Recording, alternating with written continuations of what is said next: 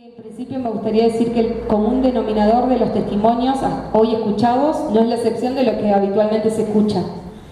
Esa diversidad a los que algunos le llaman, eso es lo que decían ahora recién Verónica, de la forma en que se aplica o la forma en que se administran los recursos para dar lugar a la IB dentro de la educación, dentro de la escuela, en realidad es en concreto la desigualdad.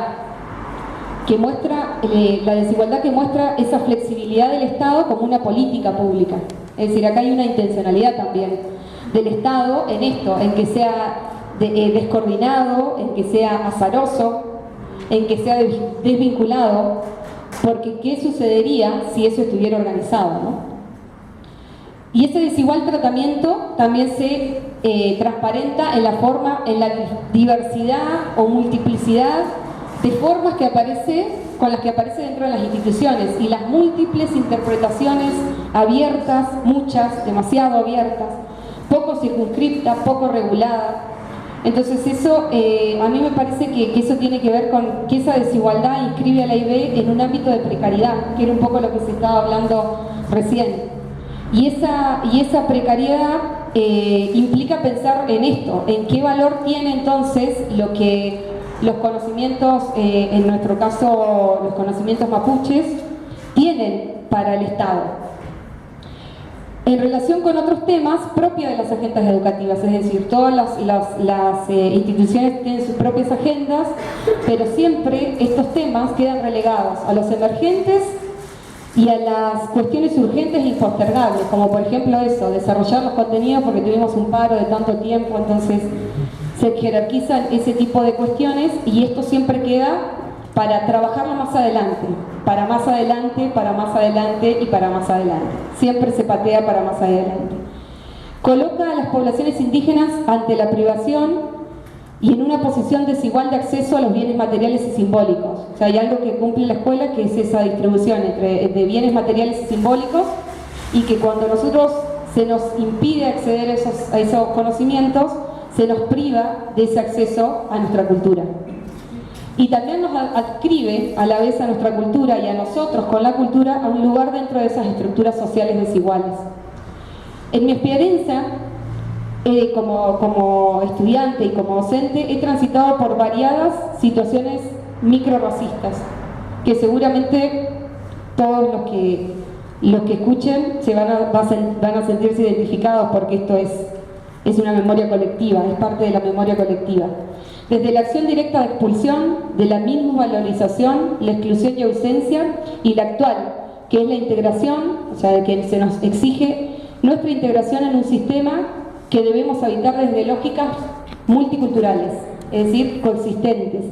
Y esa coexistencia encima tiene que ser pacífica. Esa es la forma en que se espera que nosotros nos integremos en esta forma de microrracismo. Y también el destrato, que hemos sido muchas veces destratados por nuestro saber. Y además de todos estos microrracismos, también hemos sido objeto de un racismo estructural, que tiene que ver con lo que la institución escolar y la formación docente nos impuso a través de el currículum. Y eso, en mi entender, opera como en 4 sentidos en nuestro proceso formativo en lo que es la educación superior. Y lo planteo desde 4 ejes o sentidos de aculturación. El primero tiene que ver con una primera aculturación que tiene que ver con la escolarización. El tener que ingresar a esta escuela nacional y aprender el español. El segundo momento de aculturación se da cuando nosotros nos formamos profesionalmente en las universidades y en los institutos de formación docente, donde tenemos que aprender el lenguaje académico y el científico. El tercer nivel de aculturación creo que es la apropiación, que tiene que ver con la cosificación, la mercantilización y la folclorización de nuestra cultura. Y el cuarto momento de aculturación tiene que ver con el extractivismo intelectual, cuando se nos ubica como sujetos a ser investigados, como objetos de estudio. Y yo me pregunto, en esta reflexión me preguntaba, que no sé, ¿no? Y comparto esta reflexión con ustedes. No sé si es porque si nuestros conocimientos dentro de la currícula están ausentes porque se consideran inferiores, porque son desnacionalizadores, es decir, al no ser argentinos, respecto a esa argentinización, nos vinculan con la extranjerización. Entonces es una forma de decir también, bueno, ¿cómo vamos a incorporar conocimiento proveniente del pueblo indígena, de las poblaciones indígenas, si son de afuera, si son extranjeros? Porque los generadores de ese conocimiento, o sea, los que producimos ese saber intelectual, los que producimos ese kimun, carecemos de cualidades intelectuales, porque también hay en la representación de qué se nos puede pedir si no tenemos capacidades intelectuales para esa producción, o porque consideran que nuestro kimun no es necesario, sobre todo porque nosotros vamos a ir a desarrollar empleos que son menos cualificados y para los que necesitamos menos nivel educativo. Y aparte que son para los que estamos destinados, ¿no? En ese caso, lo que planteaba yo y lo que pensaba un poco es que la interculturalidad en la educación superior aparece no articulando la equidad con la igualdad. Y presenciamos por ahí lo que se llama injusticia curricular, que es el reconocimiento jurídico, esto que se nos reconoce, todos los artículos, todos los objetivos, un reconocimiento jurídico sin redistribución de recursos, el acceso a la universidad sin equidad curricular, la flexibilidad en el acceso sin interculturalidad en el sistema de enseñanza y de aprendizaje y menos en el sistema de evaluación. En las universidades lo que nos sucede también es que presenciamos la reproducción de un lenguaje académico con rigor científico.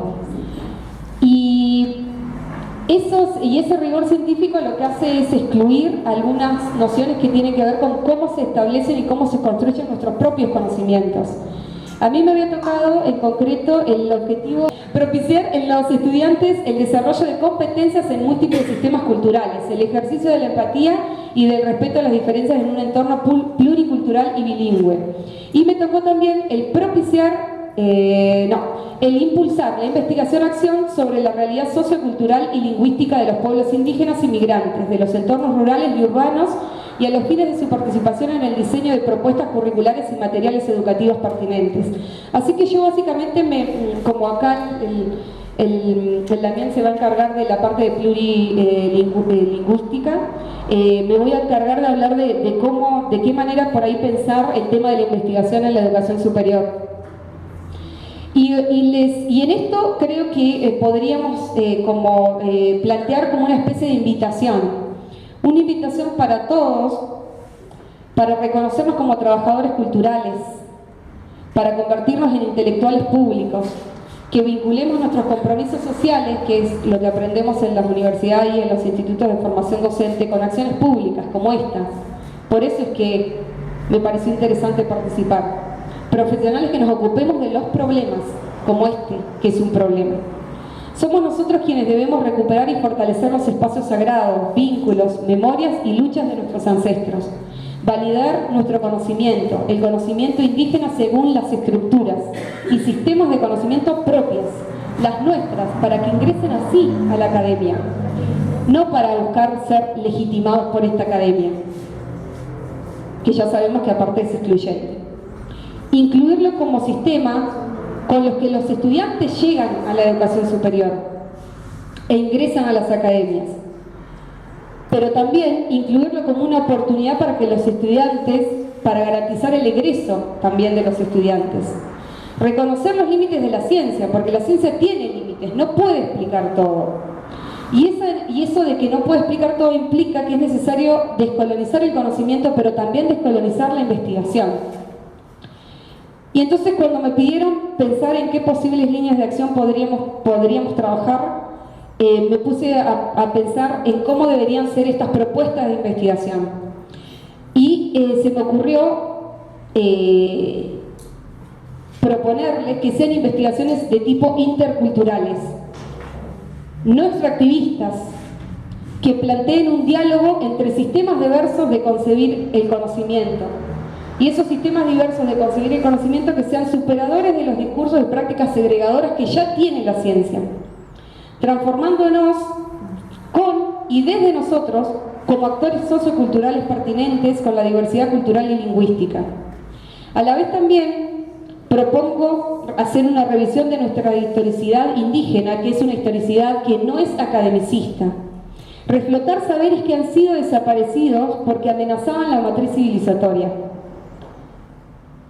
Fortalecer metodologías de la investigación. Hay metodologías de la investigación que son descolonizadoras. Les planteo 4 nomás, no los voy a profundizar. El estudio biográfico, la historia de vida, la historia oral y fundamentalmente la narración, que está asociada al lugar habitado con su dimensión política, que representa la vivencia singular y colectiva como aptitud histórica y sociológica, pero que fundamentalmente construye memoria, como nuestro Nutram, como lo que se habló hoy a la mañana en las presentaciones. Todos tenemos más o menos los mismos testimonios. Revisar nuestros marcos epistemológicos, porque para poder investigar desde una perspectiva descolonizadora, primero tenemos que poder revisar nuestros marcos epistemológicos desde los cuales concebimos el conocimiento, y promover diálogos interepistémicos, que significa también habilitar el diálogo con otras construcciones epistemológicas.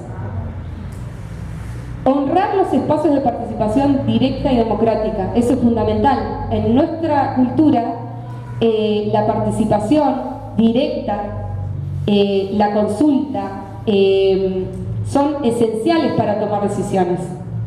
Y esas decisiones tienen que ser, esas consultas y esas decisiones no solo es el estructurante de la forma en que el pueblo mapuche toma decisiones, sino que también debería ser un espacio privilegiado para las instituciones educativas que se conciban como interculturales y bilingües.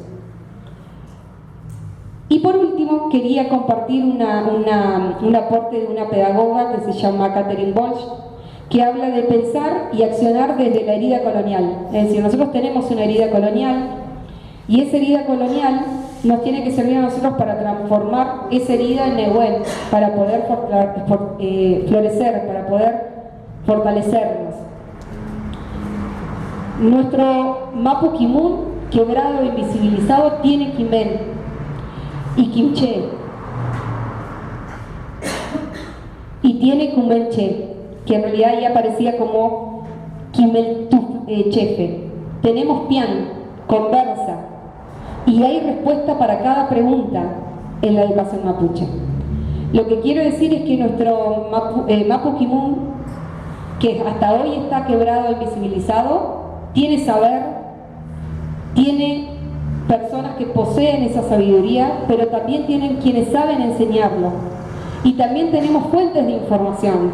Y también tenemos metodologías para hacerlo, o medios, o recursos para hacerlo. Y una cosa que quería decir también antes de terminar, con esto ya finalizo, es que en la provincia de Chubut reconoce como lengua oficial al español, y al galés, a la Oniken y al mapudungún como otros idiomas del territorio. La provincia de Río Negro en el 2019 incorpora el mapudungún como lengua a enseñar en el nivel secundario junto con el inglés y el portugués. En el 2011 la ley 6604, que es un poco lo que decían hoy, incorpora el cuom, el mocoy y el huichi como lenguas oficiales del Chaco. En el 2004 la ley 5598 incorpora el guaraní como lengua oficial en Corrientes. Entonces también es cierto que debemos promover estas discusiones en otros ámbitos también, en ámbitos que por ahí corresponden con otros estamentos o con otros órganos de gobierno más grandes, digamos, ¿no? Entonces yo escuchaba recién que esta idea de promover una ley para enseñar mapudungún y creo que sí, porque de esa manera, reconociéndolo como una lengua oficial, se puede generar la redistribución de recursos para que se promueva la justicia curricular. Porque hoy por hoy, de esta manera y cómo se implementa, se está implementando, pero desde la injusticia curricular.